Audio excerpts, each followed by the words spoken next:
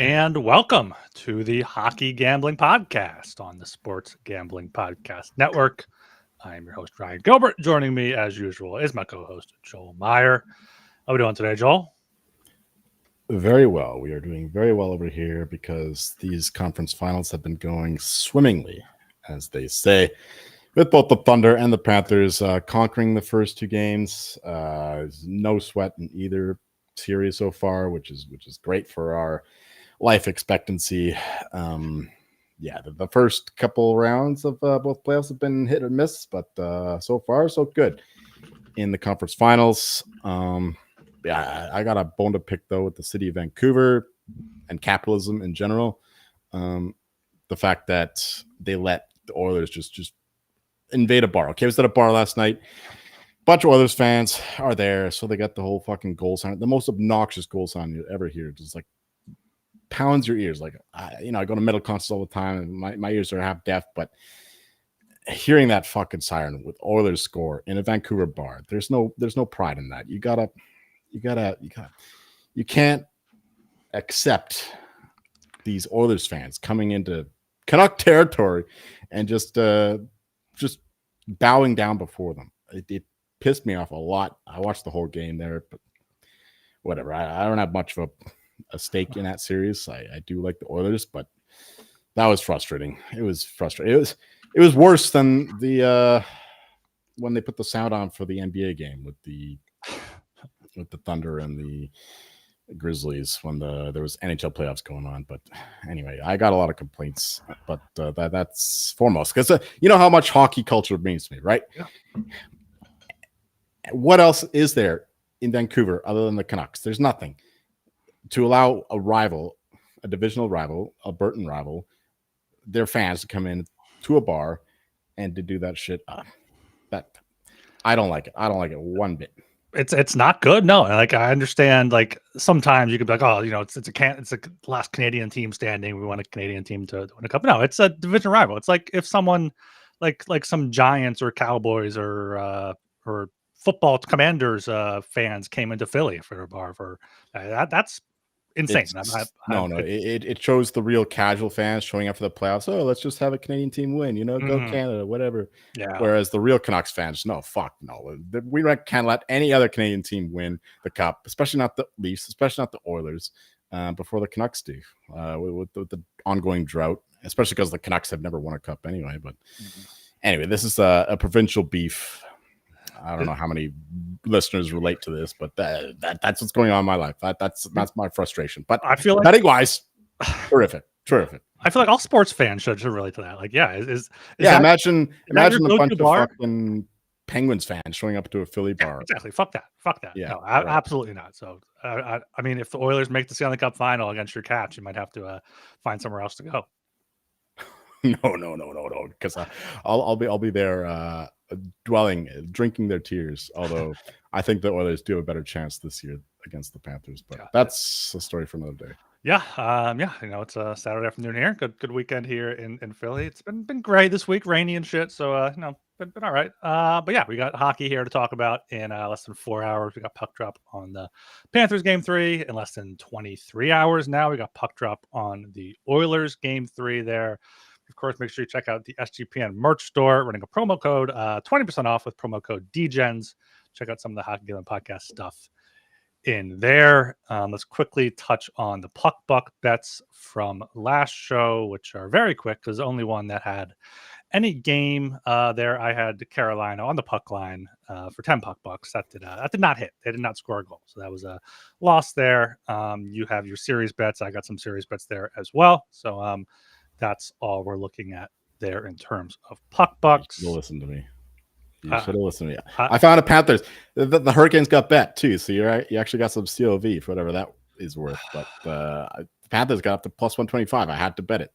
I mean, just printing money at this point. Just every year the Hurricanes fool me. And I picked against the Hurricanes for the Capitals, but I went back to the Hurricanes here in the Eastern Conference Final. It's I've learned my lesson. No, I got some good Florida Conn Smythe stuff. We'll get into that later. So I'm on the Cats here the rest of the way. Let's go.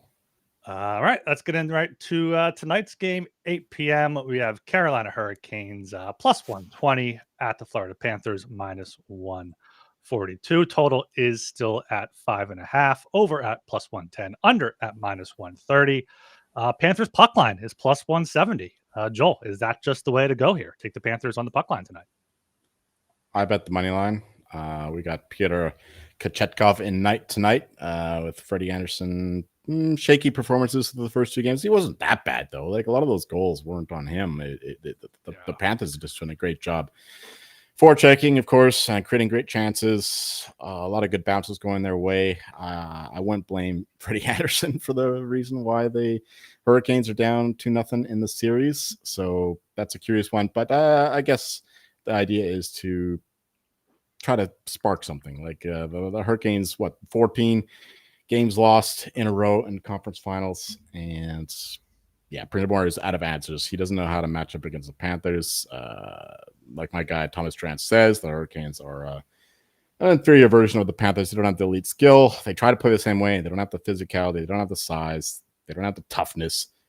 So it's really just like what's the line? The best swordsman in the world doesn't fear the second best swordsman in the world. He fears the worst because of the chaos that can happen. But the Panthers know what the Hurricanes are doing. Like they can play however the Hurricanes want to play. So yeah, that's why the series is so one-sided. Like that game too, man. Like the Panthers absolutely steamrolled. You never see Hurricanes without 10 shots through two periods. That was ridiculous.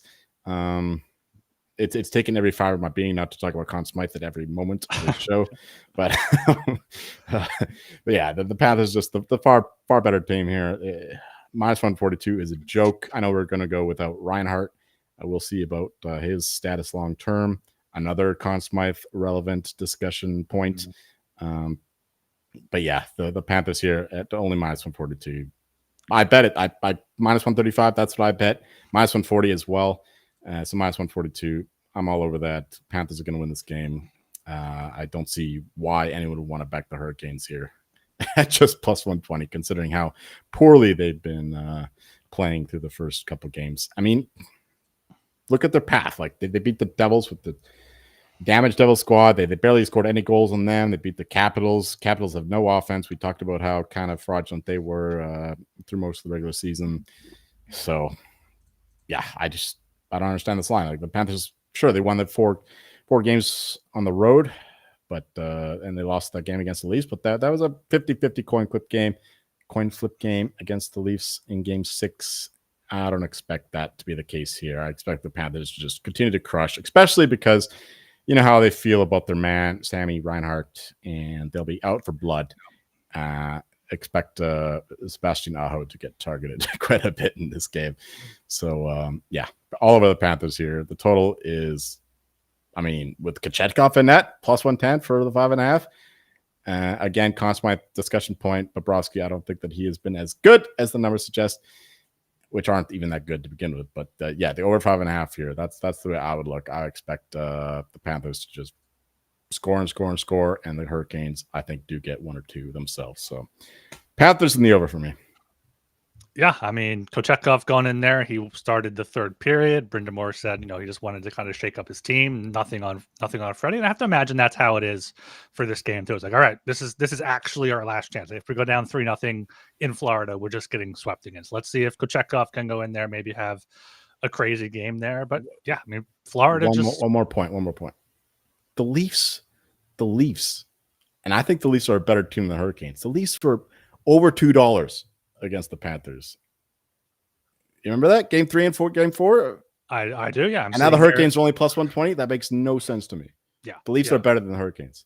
Panthers in their home games here against Toronto, minus 209, minus 207, minus 206. So now you're getting minus 142, which is the best price on the board currently. You got minus 145, minus 152 there as well. So has to be all Panthers here. Hurricanes road issues. I've talked about them all playoffs long, 19, 22, and 5 on the road overall this season.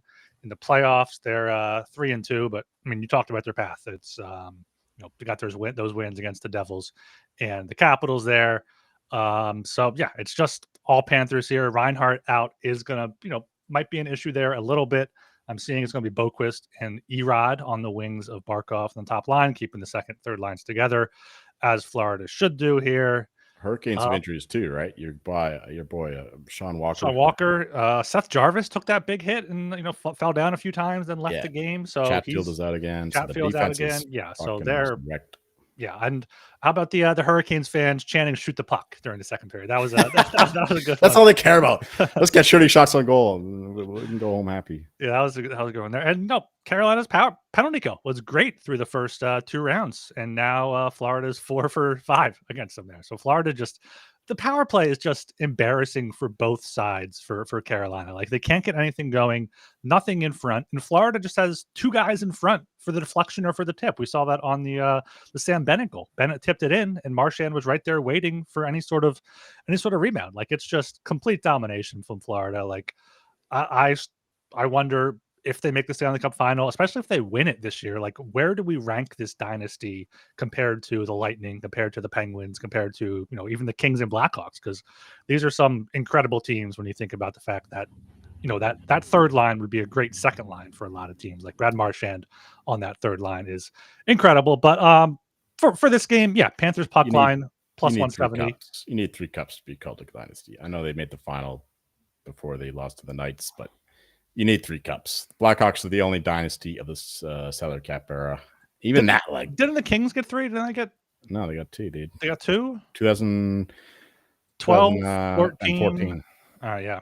And yeah, what about if they went back to back? Does that change at all? Like the Penguins? No, I mean, it's better than the Lightning fake couple cups with the stupid COVID stuff with the bubble, and then the having to play the Montreal Canadiens in the final, which is ridiculous. So the Lightning one is totally fraudulent. But no, you need 3 cups to be called a dynasty in the salary cap. Even as I would need 4 cups if it wasn't for the salary cap, but we'll reduce it to 3 for the salary cap. How many dynasties are there in history then? Since very few. The Canadiens in the 70s, the Oilers in the 80s, Islanders in the 80s, Red Wings, I would call them a dynasty in the 90s.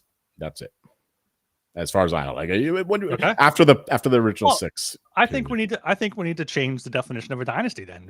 Since the first lockout, we'll talk about that. That's an off-season conversation. For this game in 3.5 hours here, Panthers love the over 5.5 plus 110 puck line there. But instead of taking the over and having to rely on the Hurricanes to score, you can get my my old favorite race to goals here. Race to 2 for the Panthers minus 140. Race to 3 plus 100. Race to 4 plus 180.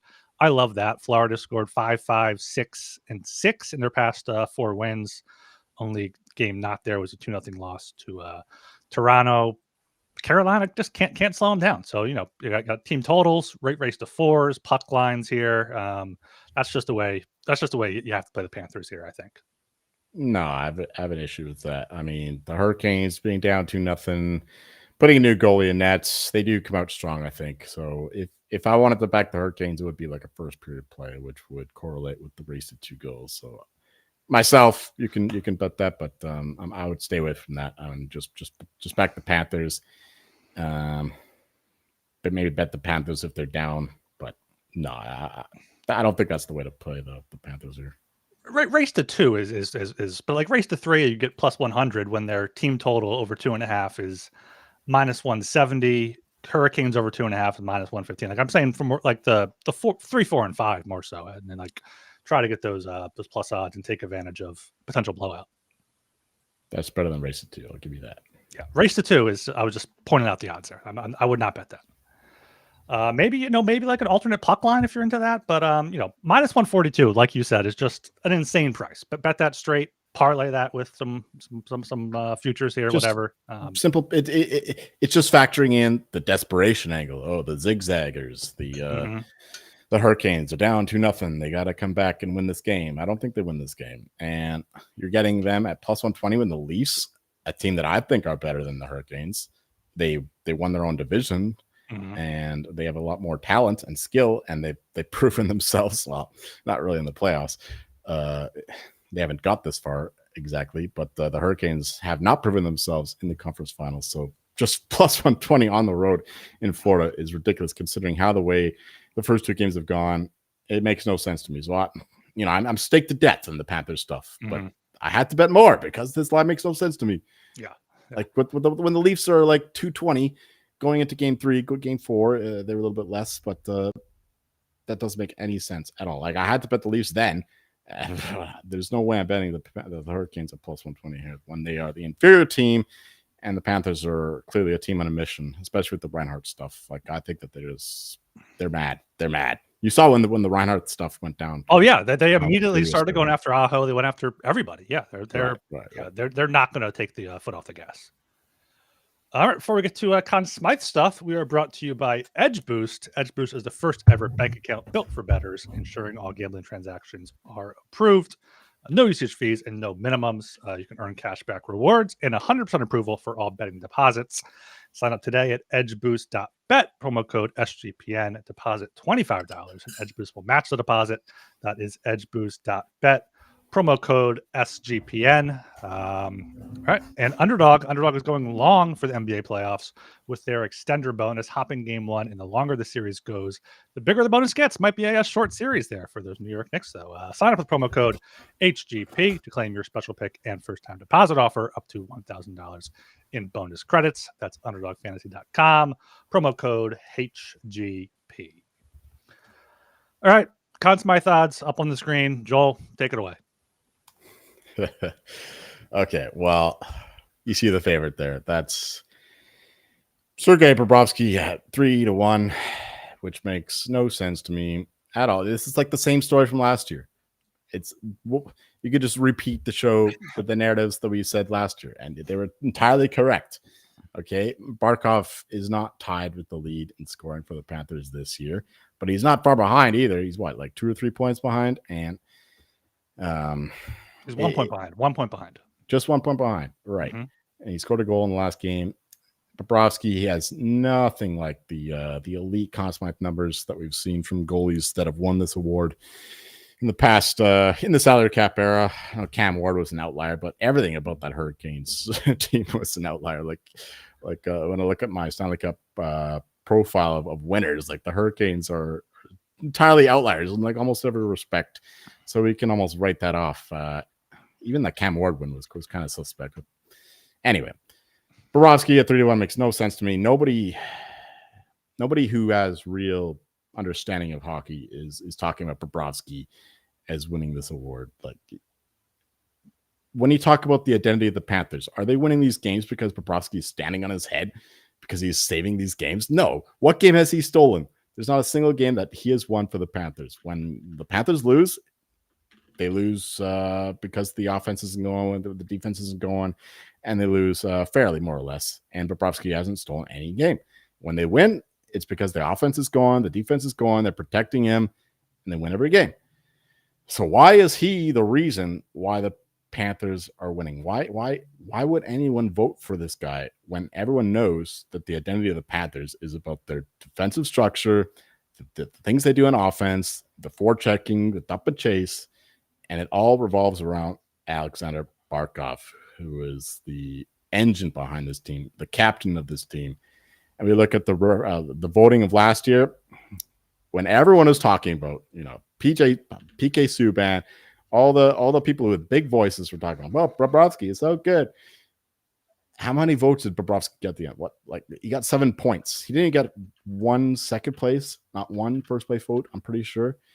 It was Barkov clearly ahead of everyone else on the Panthers. McDavid clearly won because he was the whole reason why the Oilers got that far. So he was a deserved winner.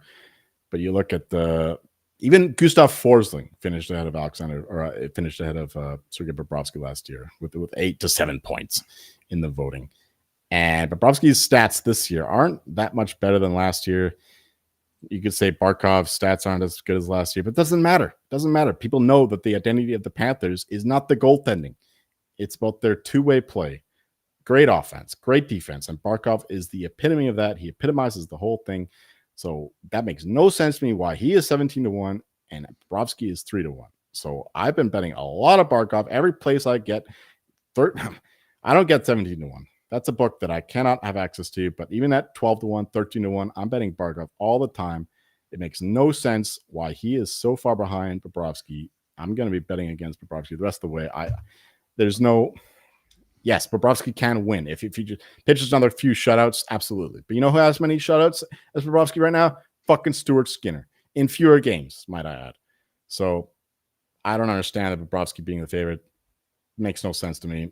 He's not the identity of the team. You could talk about Elliot Freeman. He says Bobrovsky should be the Conn Smythe winner as of now, but he's just a loud pigeon in the voice, and people like maybe copy off of him. But when you look at the voters, they're not listening to Elliot Freeman. They're half of them are from the fucking Athletic. And you know how they think about goalies. So I'm all over Barkov. I think that's the best bet any future right now. Like that's the way to go. I don't know why his odds dropped. He scored a goal last game. Sure, Bobrovsky got a shutout, but who gives a fuck? Like his odds are barely at Cam Ward's level, and all the other Conn Smythe winners for goalies in the salary cap are well above his. They have sub 2 goals against the game, highly above his save percentage. Jake Ottinger still has a better save percentage than Bobrovsky. I looked about the goal save I've expected. Bobrovsky was 5th before the Oilers Stars game, anyway. And like Markstrom was ahead of him. Logan Thompson was ahead of him. Ottinger, Freddie Anderson. So, yeah, I don't understand why anyone would vote for Bobrovsky. This is one of those times where, yes, I'm willing to listen to people and willing to listen to narratives because I know that they're the ones who shape the votes. But in this case, what I would vote for, I think, is what will be voted for. So, but Barkov is the guy. I know you could talk about Sam Bennett. If he continues his scoring pace, sure, he can win. I'd rather bet Bennett at 22-1 than Bobrovsky at 3-1. Absolutely. For Hagee there, he's got a bunch of goals. Marchand, I think. If I had to bet someone else other than Barkov, it would be Marchand there. Kachuk at 40-1 because he looked really good, especially in that first period against the Canadiens game 2. He might just be turning it on now. He might have just been waiting to turn it on in the Cup final. Yes, Barkov is my guy. That's the one I'm betting the most. But I'm going to be having little bets on all these Panthers because it's looking like the Panthers just repeat because they are totally dominant. They're not tired yet. The Reinhardt news is good. Apparently, it's just day to day. We'll see if Paul Maurice is another fucking liar like Chris Knobloch. But it seems like he avoided the worst disastrous outcome. So I'm looking at all the Panther skaters, but Barkov is still my favorite, though. He should be above Bobrovsky. So, yeah. Yeah, I can't say Bob should be the favorite at 300 at 3-1. I mean, his numbers are better than last year, but 910 compared to 906, 2.13 compared to 2.3. And they got to play. They're playing the Hurricanes now, who just are inflating his stats. They got to play the Stars or the Oilers in the next series. Yeah, I do wonder if he would have won it last year if the Panthers won it in a short series because it did seem that he was the heavy favorite. But I mean, he still shouldn't have been. He would not have won. I guarantee you that. No, I don't think so. So yeah, do you? Okay, let me just get my thoughts. Barkov, 17-1. Barkov, that's way too high. 13-1, 12-1 are out there. That's fine too. He should be single digits. He should not be more than 10-1. Sam Bennett, I talked about him last show. Hopped on him at around 100-1. It somehow went up live on FanDuel, so I that as well. But down to 22-1 now. I think there are, unless he goes on a complete tear like Jonathan Marchand, so like I don't think the voters would give it to him just for his reputation, just for injuring Stolars, all that stuff. I don't think he has, but if he has 9 goals, if he goes off now and gets 12, 13 goals in the playoffs, he might get it. But yeah, to only be a little bit there behind Barkov is a better bet there. For Hagee, Marchand I think is getting too short now. He hasn't done a ton in this series so far. He's not playing the Leafs. Yeah, exactly. So Kachuk there 40-1. 40-1's off number, just 20-1 at DraftKings there. So maybe see what he plays does. Like he did in game 2. Then 40-1 there is looking really good. Yeah, I wonder if he has 12 points. He didn't get a single vote, and he tied with Barkov in points. That's another one of my points for Barkov. Like the idea of the identity of the Panthers. Why wouldn't anyone vote for Kachuk when he had the same amount of points as Barkov? It's because everyone knows Barkov is the Panthers. Like, why does he win the Selke every year after Bergeron retires? It's that's just the identity. That's how you factor in these awards bets. One more point. Bobrovsky is Russian, and of course we know that the media is soft with all the Ukrainian flags and their Twitter profiles.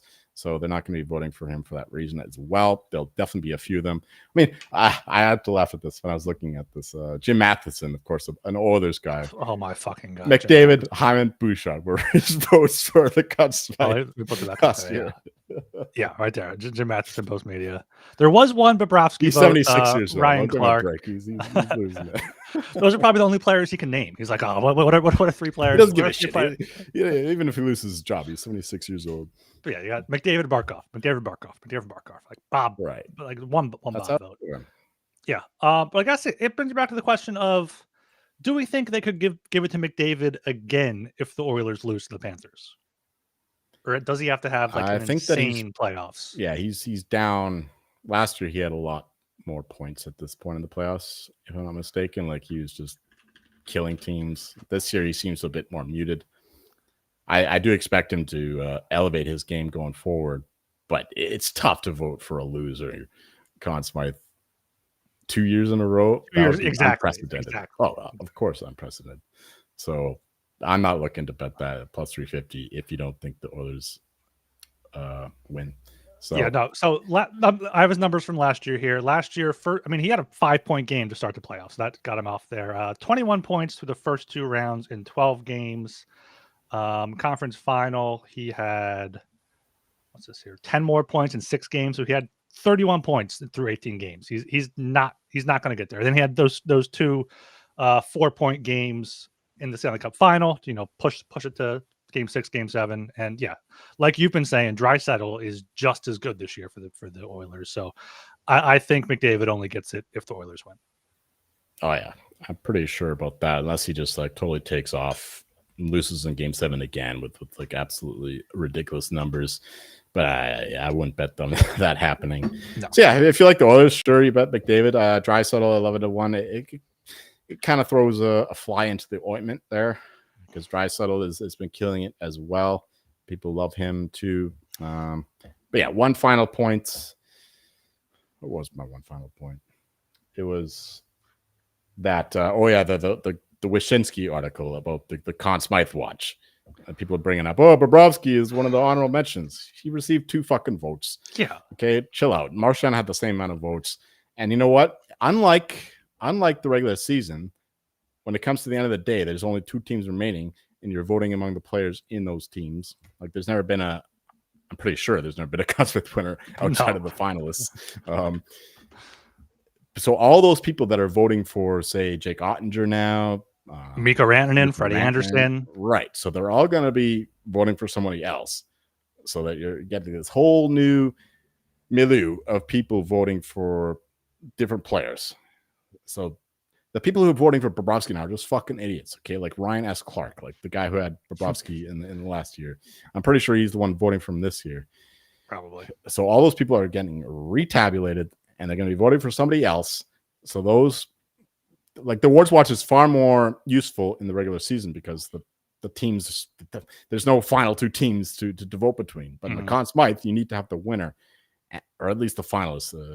We can't rule out the finalists after last year, but definitely the winner. And all those people are going to be voting for somebody else. So I don't read anything into Bobrovsky receiving 1 or 2 votes from after rounds 1 and 2. And the Hurricanes, yeah, okay, they'll pass some stats for Bobrovsky, but in the finals, he'll be playing a much better offense, whether it's the Oilers or the Stars. And I don't expect him to get another 3 shutouts. If he does get another 3 shutouts, okay, he'll win. I'll eat my words, I guess. But I'm not fucking betting that at 3-1. Those are the best odds too on the screen, right? Mm-hmm. Yeah. Plus 3-1, plus 250 is out there. Like that's insane. And like you said, with the Conn Smythe watch, they should have done it like, okay, who's your vote if this team wins the Cup final? Like instead of everyone be like, all right, it's Mikko Rantanen because he has the most points, or it's Freddie Anderson because he has great numbers. That's a good point. They should have done it like, okay, do it by team. Like who's your top choice by team? I don't know why they didn't do that.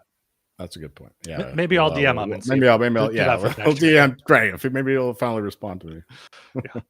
Right. We are also brought to you by Rhythm. Rhythm is your home for AI-backed picks and props. Dominant the NBA playoffs, PGA, MLB, and the NBA just launched. WNBA just launched. Rhythm knows you'll love it. That's why they include a 7-day free trial. Rhythm has some amazing deals going on now. 25% off monthly subscription with promo code SGPN25 and 50% off annual with promo code SGPN50. That's RITHMM, promo code SGPN25 or SGPN50. Get your 7-day free trial, sportsgamblingpodcast.com/rhythm. And of course, that's Circa Resort and Casino, the ultimate fantasy football giveaway. 2-night stay, $5,000 food and beverage at Cabana at Stadium Swim for the draft, limo transportation, a welcome party, reservation at the world's largest sports book with $500 beverage credit, and a 2-hour open bar package for the league. Enter now until June 30th. Go to sportsgamblingpodcast.com/circa for details. That's sportsgamblingpodcast.com/CIRCA. And we're brought to you by mybookie.ag. MyBookie is your place to bet on every sport, including the NBA playoffs. For the true DGens, you got the MyBookie money bag. MyBookie accepts customers from a ton of locations. Easy deposit and lightning fast payouts using crypto. Head to mybookie.ag. Promo code SGPN for a 100% deposit match up to $1,000. Terms and conditions apply. That's mybookie.ag. Promo code SGPN. One final note, then I'm done. All right. On the console. With the Reinhardt stuff, sure, Barkov loses some. Like he's not going to score as many points without Reinhardt on his line, but we've seen Boqvist come in. I'm not sure who the other winger is going to be on his line, but it's Erod, Evan Rodriguez. Okay, that's fine. Even in game 2, where Reinhardt left early, Barkov still dominated his time on ice. So if he can do it without Reinhardt, that elevates the net. I'm sure he won't get as many points without Reinhardt scoring those goals, but the narrative is there. Like he's doing this even without another Selke finalist. So the narrative is all there for Barkov, and so I would just ignore the noise with Bobrovsky because he's not the reason why the Panthers are winning these games. Like, find me one game that Bobrovsky has won the Panthers. There's no game. No game. Not this playoffs. I don't think in last playoffs. Like, he's not stolen the Panthers game. They're winning games because of their offense, because of the defense. It's not because of their goaltending. Okay? He's been fine. He's been good. I'm totally a fan of Bobrovsky, but he's not the reason why the Panthers are the potentially dynastic team that they are. So that's my final word on that. Even his 3 shutouts against Tampa, 19 saves. Against Toronto, 23 saves. Against Carolina, 17 saves. It's the defense. Right. It's the defense. Exactly. And these voters are going to be salivating at the thought of giving the Conn Smythe to the guy that they've always said is so underrated. So it's Barkov for the Panthers. I pray to God PK Subban comes in on ESPN. Fuck PK Subban. Fuck ESPN's coverage in general. No. God bless PK Subban if he says that Bobrovsky should win the Conn Smythe and the market moves because of that. Because we'll just bet the other side, you know? It's like insider trading for him there. He's just like, all right, let's slip another note. Yeah. It'd be like, yeah, PK, love your coverage. Keep pumping Bob up. Keep pumping Bob up. All right, but Sunday here, we got a 3 p.m. start. Quick turnaround for the Dallas Stars plus 130 at the Edmonton Oilers minus 155. Total is at 6.5, under at minus 122, over at plus 102.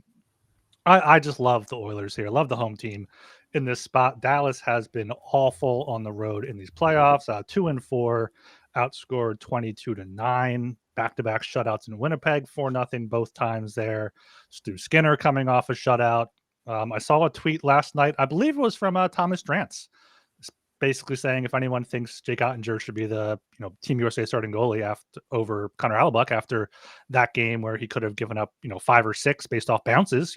There was a few pucks that went behind him. One just hit off the post. I think it was Janmark there in front. McDavid hit a post or 2. Like Edmonton's just, you said it. They were the better team at 5-on-5 in game 1. Dallas got those 3 power play goals, but that was it. And then game 2, Edmonton, really took it to them there, 3-0.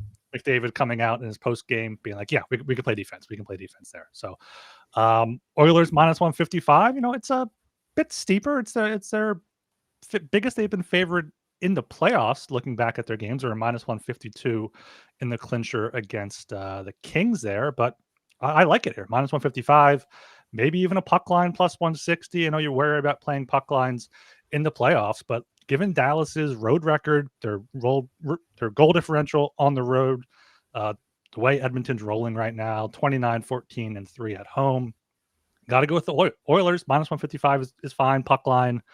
The total, I'm getting a bit more under on here, under 6.5, minus 122. Could see Edmonton playing a similar game to last night. Quick turnaround, could be a slower, sloppier play as well. So just all over the Oilers here. The side is not interesting to me. Minus 155 seems about right. Yeah, the Stars have been great on the road, but they've had to play in two really tough environments in the altitude in Denver and in Winnipeg with the famed whiteout or whatever, and where Hellbuck is a lot better. So I'm not reading too much into the Stars' road record in these playoffs. Minus 155 is just too much there. I do think the Oilers win this series ultimately, as we've been over before, but that's just a bit of a steep price to pay. But I'll go back to the well with the over 6.5 at plus 102. There were a ton of chances. Like you mentioned all the posts that the Oilers hit. Like the scoring chances both for Stars and both for the Oilers were off the charts. Definitely should have seen more than 3 goals in game 2. And we saw how electric the Stars power play was in game 1. Of course, it helps that Kulak, the main penalty killer, now that Ekholm's out of the lineup, was in the penalty box for 2 of those power play goals for the Stars. So yeah, I think that we see more goals here than we saw in game 2. More like a game 1 game. Both teams are highly capable of coming back when they're down a couple goals. So I'm staying away from the money line, but I'm a little interested in the over 6.5 there at plus 102. All right, yeah. Looking at Edmonton's home record here in the playoffs, though, they're 4-1. Their only loss was that last-second goal by Riley Smith in Vegas there, and I have to imagine if that one goes to overtime, they probably win it again. So Edmonton's been good at home. Hopefully, they can keep it up here. But yeah, you mentioned the series. I forgot to even look at the series price for either of these. Let me pull that up now. Florida minus 650. Yeah, that's but Edmonton only minus 150 against the Stars at plus 130. Edmonton minus 1.5 at plus 150. Would you just take that minus 150 or try to get cute with it? Why am I asking? You're taking minus 150. Well, they do have the game 6 at home, of course. And you just talked about the Stars' bad road record and all that, but yeah, I think that the minus 150 is the way to go. Although you're going against the Pete DeBoer game 7 record. Mm-hmm.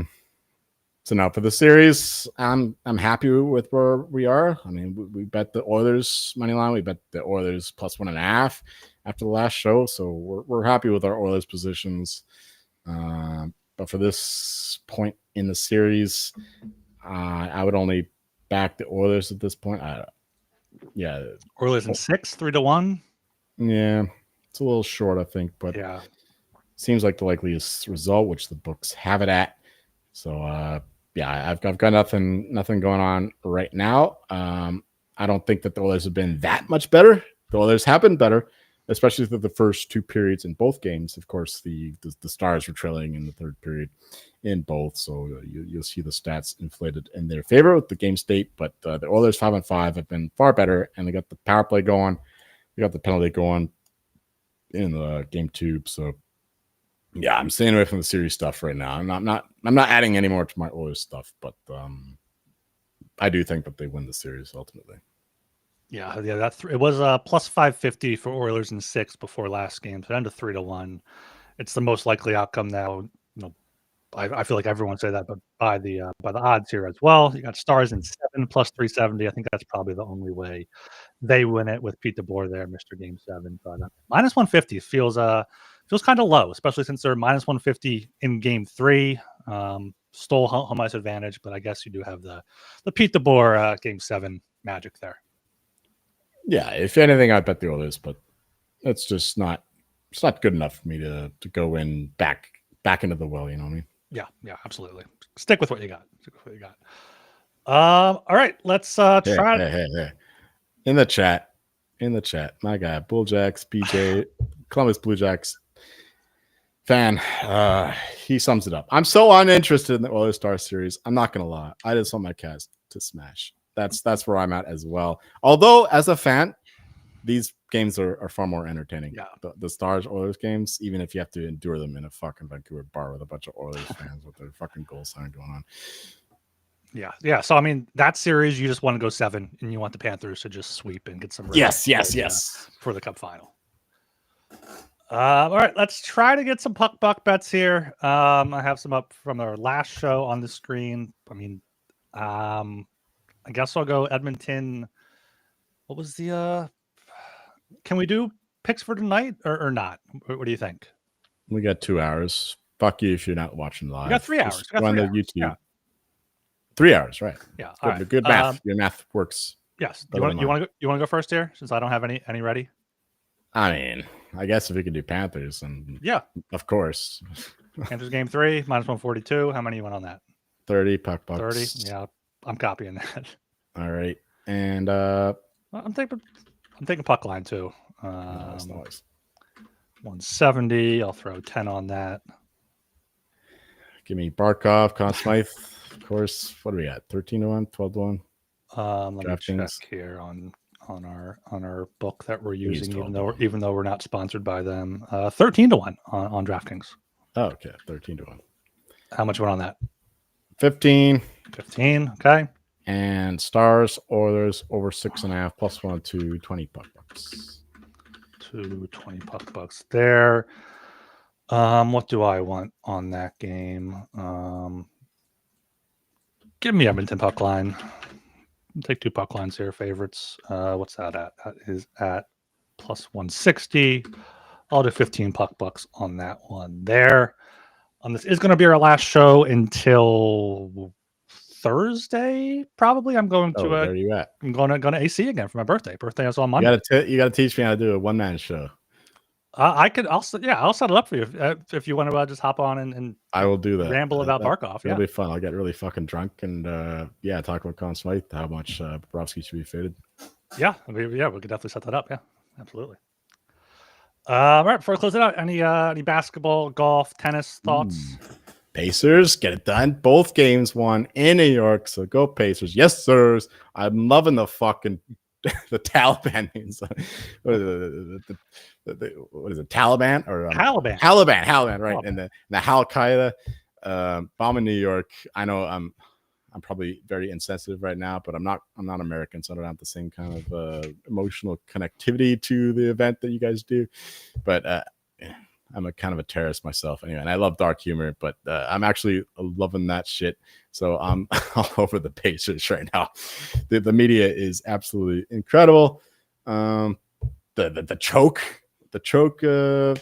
Selly from Halliburton pointing at Reggie Miller. Oh, it's so perfect. The Knicks, these playoffs have been absolute entertainment. And I hope they go down in flames, falling down like the two towers. Anyway, yeah, let's go fucking Thunder tonight. As for the French Open, we got that going on starting at 2 a.m. my time, Sunday morning. Nothing huge. Not like last year where they had Iga to the death. Iga with fucking everything. She was a beauty, but she sucks now.